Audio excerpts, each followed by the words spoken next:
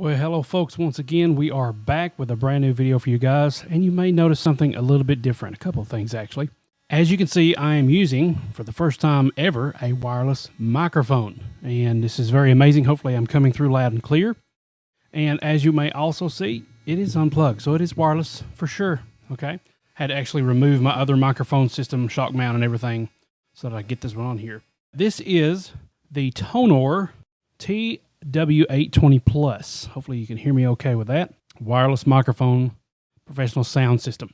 I'm going to be doing a gear demo and review of that today, so please stick around for that.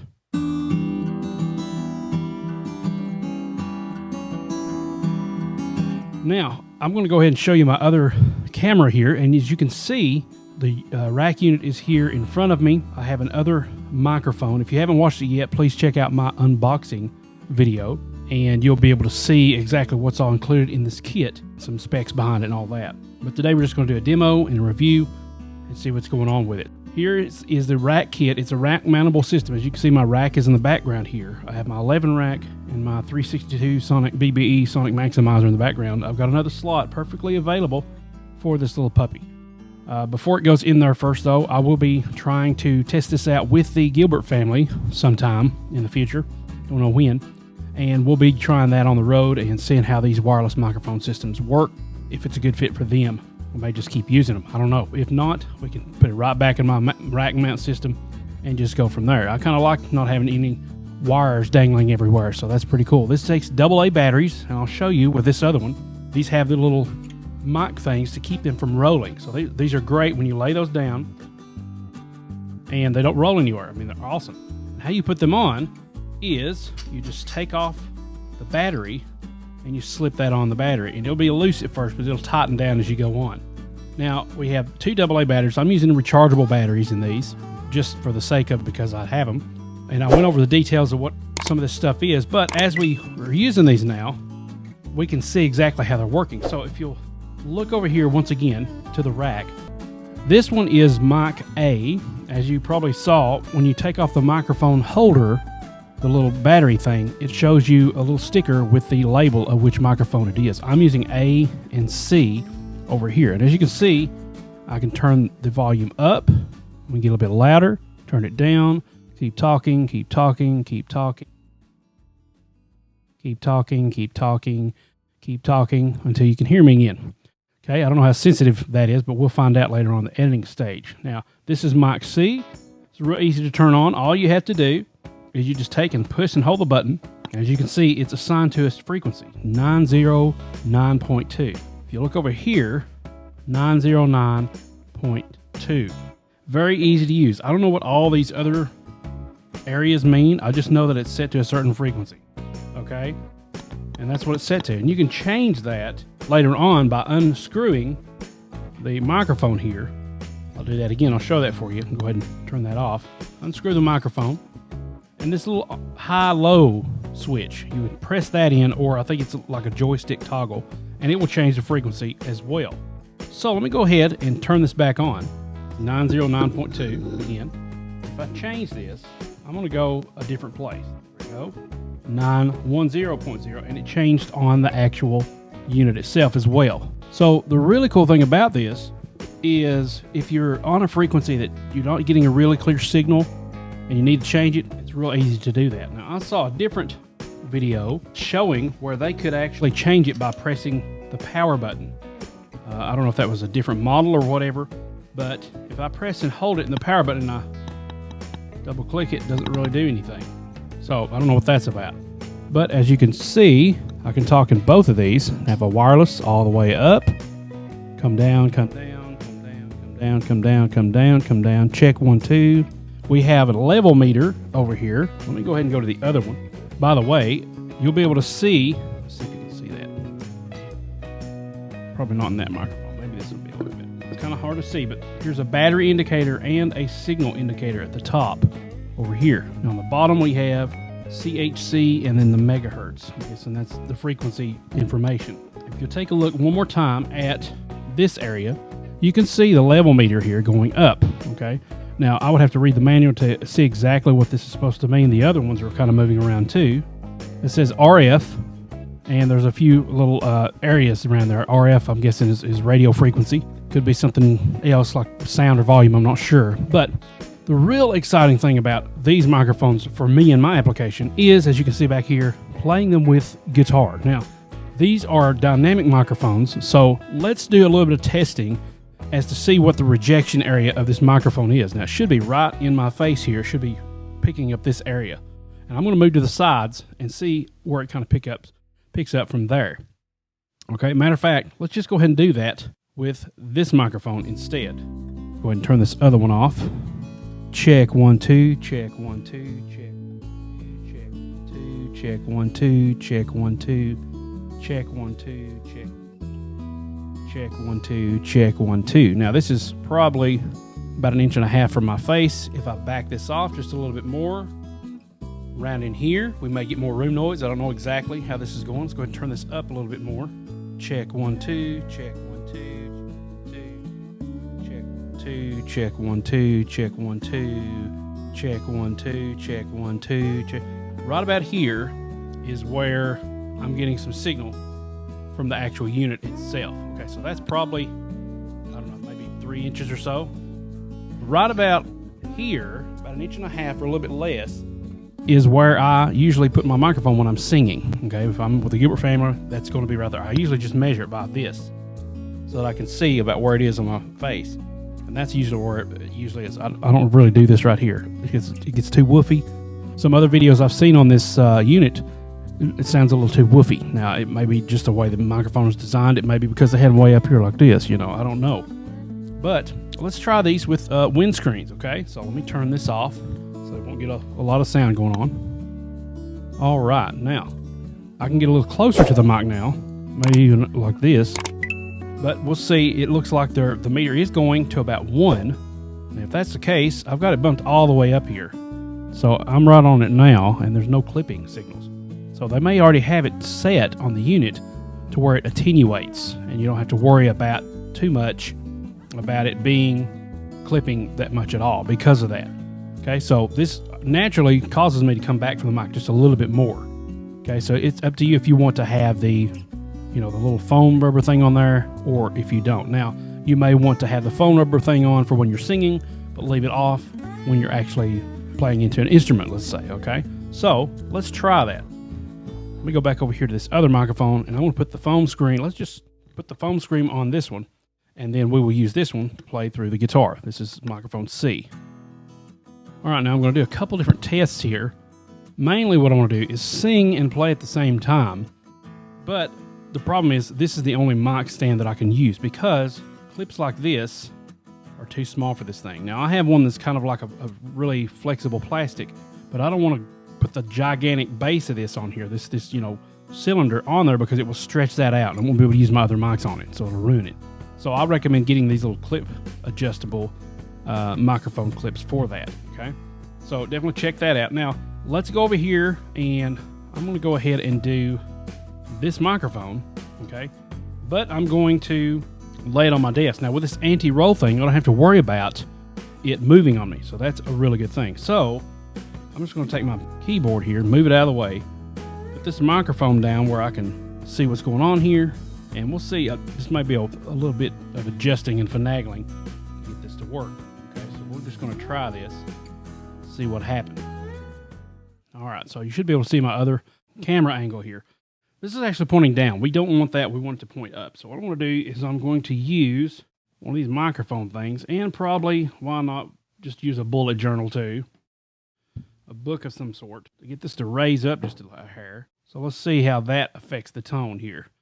I've got it probably about 6 inches away from the guitar, aimed at the sound hole. It's pointing directly here. Now, usually you would want to have a microphone a little bit up. Now, let me go ahead and turn this on. That'd be bad if I didn't turn that on. That's probably why I couldn't hear it.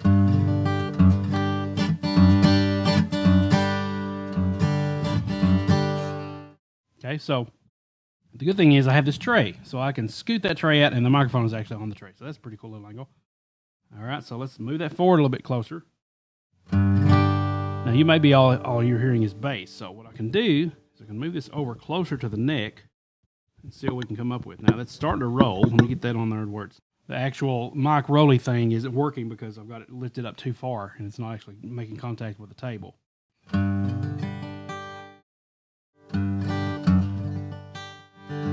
Now I can lean into it and I can make an angle into it like that. That's probably too close to the body, so I could actually tilt a little bit and make it closer to the 12th fret. Now I don't know which ways are going to sound good. I don't have my headphones on. I don't want to make the time to put them on. So we're just going to try it like I've got it here. Okay, I'm going to try to aim a little bit more into the microphone. All right. So let's see how that works and how that is going to do for us. Let me sing something here. Let's see if I can sing just a little bit. I'll fly away, oh glory, I'll fly away. When I die, hallelujah, by and by, I'll fly away.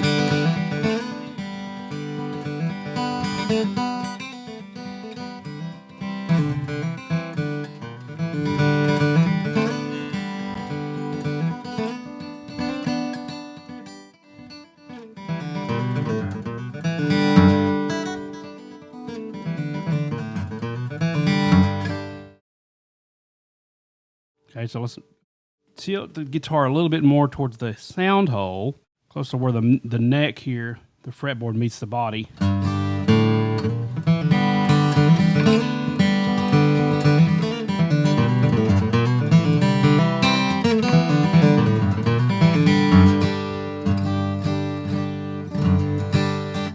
Now, if you had another clip and you could adjust this, that would work a lot better. Obviously, I do not, so that's about as good as I can get with it. So hopefully the sound comes through very, very good. And another thing what I want to do now is turn off this microphone and just go through this. Let's see how much sound this microphone rejects from the guitar, okay? So we're going to try it, and once again, the little foam thing is on top of here. So this might be good for when you're playing. You can mix, might not be a lot of bleed over into the guitar, into the microphone here from the guitar. So you could probably just use this for vocals and just play along and not have to worry about it. We're about to find out right now.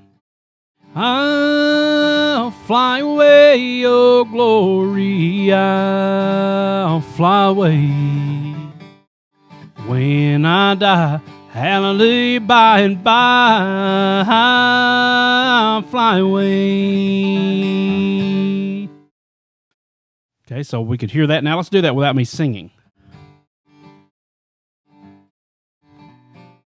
Okay, so various different applications there. Now, let's do another thing. Let's do a distance test, okay? So we haven't done that yet. Let's try that out. Let's take microphone C here. Actually, let's just take microphone A. Let's do that. Get this foam insert off of here. And put the microphone back to where you can see it. Not the microphone, but the camera back to where you can see it. There's a lot of maneuvering around here. That way you can see what the signal is supposed to look like on the unit. There we go. Now what you're going to need to watch is, I'm guessing it may be the RF. That's the signal. Now, I can also look at my microphone and see the signal on it, so I can see exactly how that's doing. Another test I want to do real quick is this. I noticed this. I'm going to talk the side of the mic like this. Is it picking up well? Is it doing good? Check 1, 2. 1, 2. Okay, so that might be good. You might be able to get away with side, kind of thing. So let's try that. I'm going to take my iPhone and then do some video of me walking around the house and seeing how good we're going to get of a signal here. Now, other videos I've seen, this is supposed to reach up to 200 feet and maybe even more. But I'm going to be in the house walking around. I've got walls in between me, okay? Now, this wireless system, the videos I have seen, the other videos, the one guy was out in the parking lot and he just went 200 feet and a little bit beyond it. It was clear as a bell. So that's really cool. Hopefully this is picking up really well and you can hear it. This is not a processed sound, by the way. I'm just going to leave this like it is.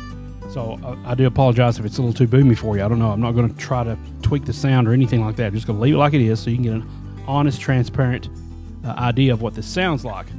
I don't have a way of really kind of testing this through my speakers what it sounds like because mine are more studio speakers. These are monitors. It's not like the big speakers that I have access to. So I'm going to go over here to my iPhone, pick that up, and start recording and see what kind of stuff we can come up with. But you should still be able to hear me through the actual computer. Now, I'm trying not to talk about anything really important. I'm just doing a lot of testing. Hopefully that way we won't lose a lot of any good quality stuff. So stick with me. I'll be right back. All right, now we're in my office. This is the second take because I went through the house and thought I'd recorded all this, but apparently I didn't. So you can see the unit behind me there. Let's go through the house one more time. See what we can come up with here. Now, you should be able to see this little area is the signal. Okay, so you should be able to see that. And I'll show it to you from time to time. See what's going on here. All right, so let's go really quick through the house. I'm next door in the kitty's room. All right, just across the hall. Let's go ahead and go down the hallway. The bedroom door is closed, by the way. You can see my do not disturb sign that I had put up there for when I'm working.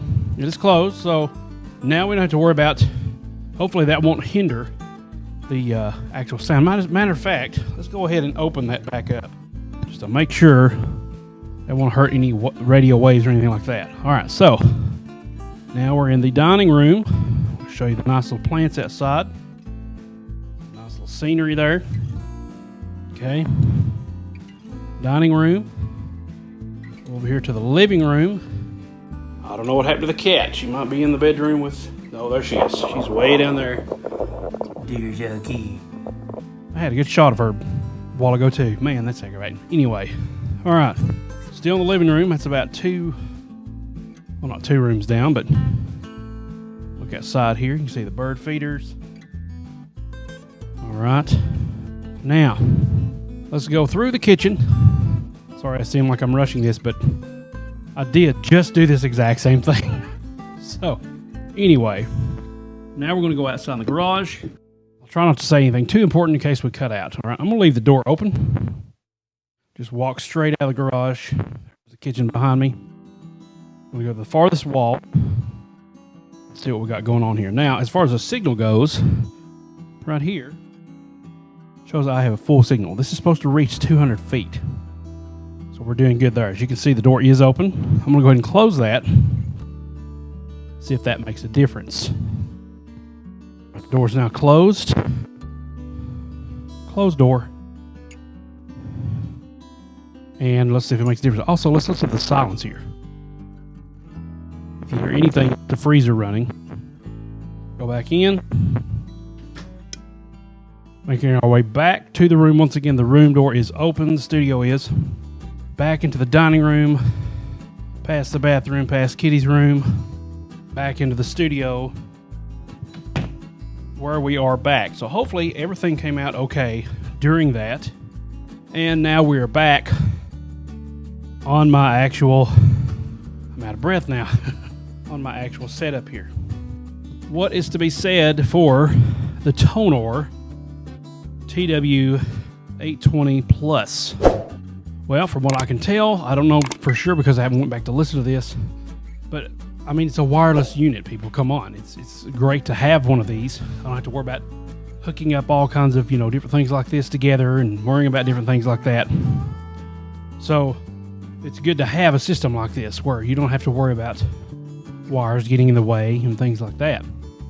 As far as my opinion, I'm glad that I have this and I'm able to use it. I feel privileged that the good people at TONOR asked me if I would review this. Now, one other thing I was going to tell you is that I'm going from the mix area on the back. There's a mix plug. I'm taking that with the cord that it came with, which is a mono cord, like an instrument jack cable. It's not TRS, but it's the other one, whatever that abbreviation is. I'm actually going through that, plugging that into my audio interface. As you can see over here, I've got my Behringer. So this cord here on the left into the input is going directly to the back of this unit through the mix area. So if you're interested in this unit, as far as an official review, I don't have it live. I don't have a way of testing it that way right now, except for with the Gilbert family. But my review is, for one thing, this thing is stupid easy to set up. I mean, all I did was push the power, held it down. This thing came on, pushed the power, held it down. That thing came on, and it works. It just worked. I mean, that's how much easier can you get than that? I like that it just works like that. I can hear it coming out of my speakers. You shouldn't be able to hear it, hopefully. but I know that's working. I can see the levels on my recording area, so I know that that's working. So that is a plus for me. As far as sound quality, not sure. I'll have to go back and listen to that. You be the judge of that. I've not enhanced this at all. Guitar stuff is just plain. It may be too boomy because of the way I was sitting in front of it. I don't know. You just kind of have to take some factors like that into consideration.